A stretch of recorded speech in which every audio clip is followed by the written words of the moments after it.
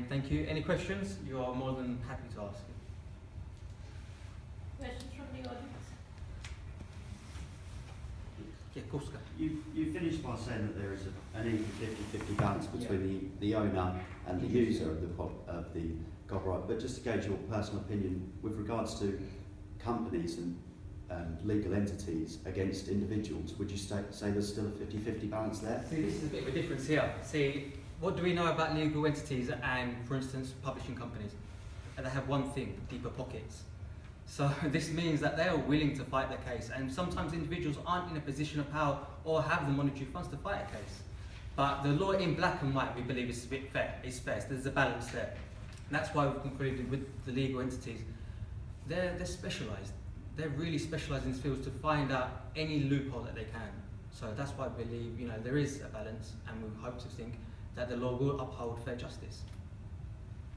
Sorry, just to continue with this question, that's a very good question. And good defense, actually. So am I to gather rightly that in terms of commercial entities vis-a-vis users, individual users, it's primarily not the substantive law but the enforcement of the law where it's problematic? Yeah. Because of deeper pockets. Of course, having deeper pockets always helps in the court. So that's what you're saying? Yes. Yeah? Any other question? Okay, can we go from the first slide, please? Next.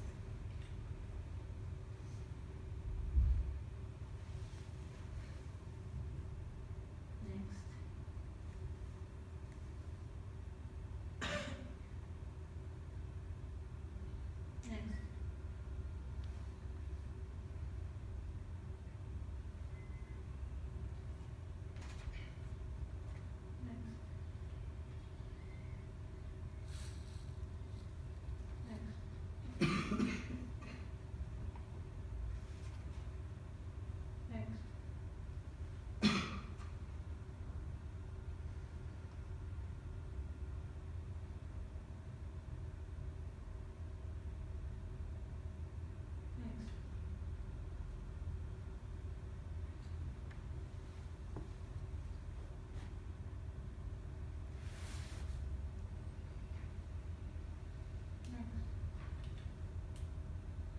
Just go back.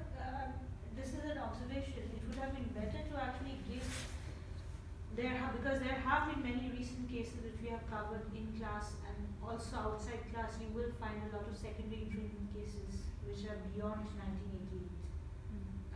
So you should have given more recent cases. And if you are just looking at authorization, meaning of authorization, how it has changed, then you will have to give all the Falcon players, university, the Australian case, then the CBS, then P2P file sharing networks, etc., to trace how authorization is changing. So that's a limitation on your otherwise good presentation. Next.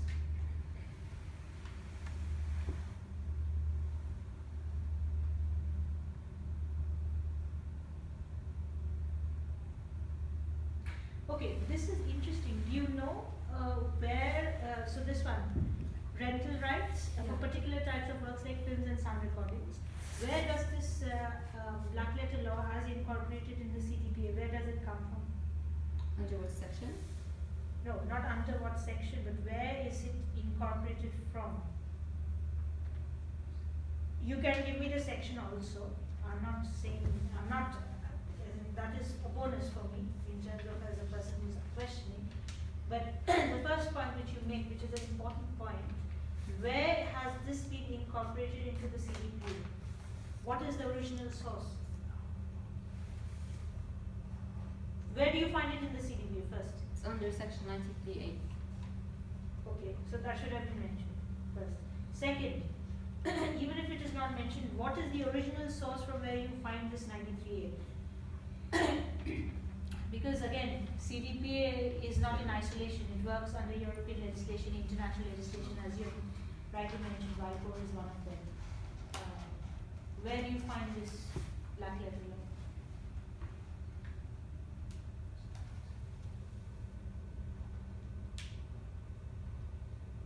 Is it possible to get back to that one? That would be Okay. better because we do. I Because give I you- just know it's under section 93A But we in don't the know. CDPA. Okay, but I I'll haven't give you the looked. answer. It is primarily an amendment which took place later after 1988. The amendment took place, the original source is the TRIPS, Article 11 of TRIPS, Oh yeah.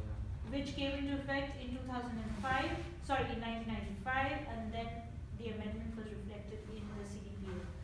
Now the question, which is a related question, is why just films and sound recordings?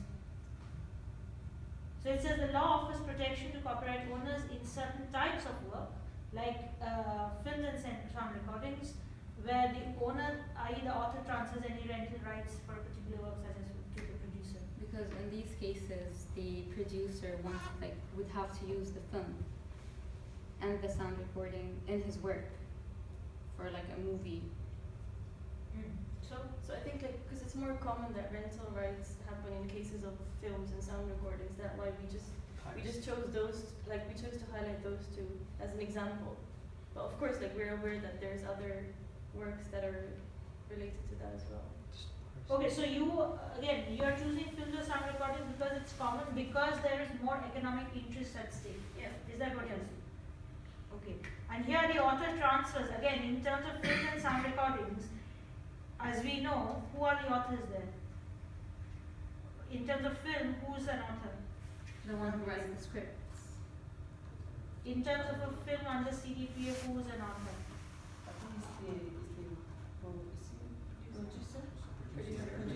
Producer and principal director. So if I apply that to your statement there, then primarily you are saying the director will give his or her rental rights to the producer, if that be the case. Yeah?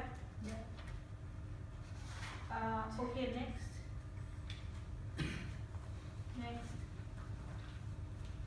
Sorry, just go back to the previous one. Next slide. Okay, so in terms of the previous, this is good, but you needed some cases to give an example. Say, when Masa was presenting, this was her part, and she said damages is one of the most common. Yes? So give examples where damages are just thrown at, the copyright holders. Similarly, injunction is very much a very popular remedy which is given to, say, the film and the music industry. It is, in certain cases, it's just given rampant without even going deeper into whether there is a balance of interest, you see. So it would have made your entire presentation even more unique if you had given a few more cases here. Yeah, I wanted to give more cases, but there's so much that I had to fit. And the time scale that we And have. the camera as well. Okay, this is good. Next. The last case, Fraser Woodward versus BBC, I did not understand. I can see you. I did not understand why the court said that there was criticism of the photographs. I did not get that point. Is it possible I can evaluate on it, please? Huh? Can I say? Yeah. Can you Basically, what happened was Fraser Woodward is a photographer, and he was producing a program for criticism of the Beckhams, how they live their life, etc. Now, what happened is that Fraser Woodward, he was obviously the photographer, as I said. The BBC started using his pictures for criticism.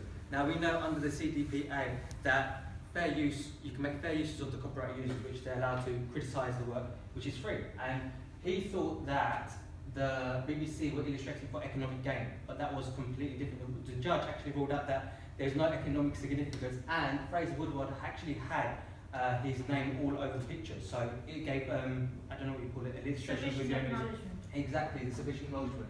That's why he brought the case to BBC. So that's why we put it in the copyright. Sorry, review. just remind me, why were the photographs being used by Fraser Woodward? No. By Fraser BBC, Woodward, by BBC, BBC, they were using it for criticism for new programs that they were making on the Beckhams. Yes, Yeah, how they live what their was life. the criticism? How were they criticizing? Oh, they were just criticising the way they live, the way they spend their money. That's how they were. It's basically an analysis of their lifestyle. Yeah, but could that not have been done without using the photographs? No. Why because not? because it was being uploaded on television. So obviously you're going to need television. You can't be an audio recording. Yeah, but say for example, if you have Newsnight Yeah. or any other Sunday politics that happens, you don't always have to show visual imagery. And then you have a discussion with There's experts. almost It's easy, for the it's audience. evidence as well, so it produces a better picture to depict to the publisher, to the viewer. If for example this show just talks about their lifestyle and doesn't, like as a viewer, at least I would like to see what they're exactly talking What they about. mean, what they yeah, truly they mean, have yeah. pictures. So you're saying it's for entertainment purposes also, well, primarily for entertainment purposes, so it would add to the entertainment. Yeah, and it gives an But example. so then the question is entertainment actually criticism or review? Well, people are going to criticise on Twitter, aren't they? They're going to say, oh, this look at the way they live or something like that. It's still up for criticism. They were criticising the people that were made the programme. They were criticising the fact that look how they're spending their money, look how the way they live. And the judge ruled. Sure, so look how they're spending their money, I get a P&L account and review the statistics. That would be too personal. Yeah. Yeah, too personal, yeah. But like pictures, you can see like where they go, like on vacations and how they live. People that view these kind of programs, like we have to keep in mind, they don't really care about, even if you show them a whole statement of where they spend their money, they want to see. They want gossip. What- They yes. want to know what they're wearing. They want to see So how they're okay, living. so this point I'm repeating myself. Entertainment gossip, is it really criticism or review? We believe it is. You believe it? And the judge believed I mean- it as I well. mean- I So mean- that's why the judge ruled in favour of Yeah. Because BBC. they're digging too much into their life, so obviously it's for criticism. It's not for And they want to curiosity. And when you No. gossip, it's usually criticism, like being a girl, Yeah, sure. gossip, it's Criticism- is criticism. So are you trying to say that criticism, irrespective of the merit of the criticism, the court doesn't go into that merit? So how will you figure out whether What is criticism is a criticism? what What is is review? criticism And what is exactly, review and what is and what is criticism? justified criticism? How do you The intention how of the is the programme. interpretation of, Because they of were that? being judged on the way they're living, so this is criticism. It's not just like stating that they go eat in this restaurant or they went to a vacation last summer. If they were to review, that If it would was be just like. intended for a documentary purpose, Yeah. though, it's Yeah. just still an observation. It might be a negative observation, but it's still a review.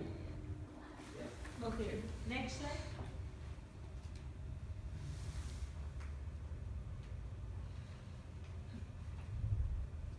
Next.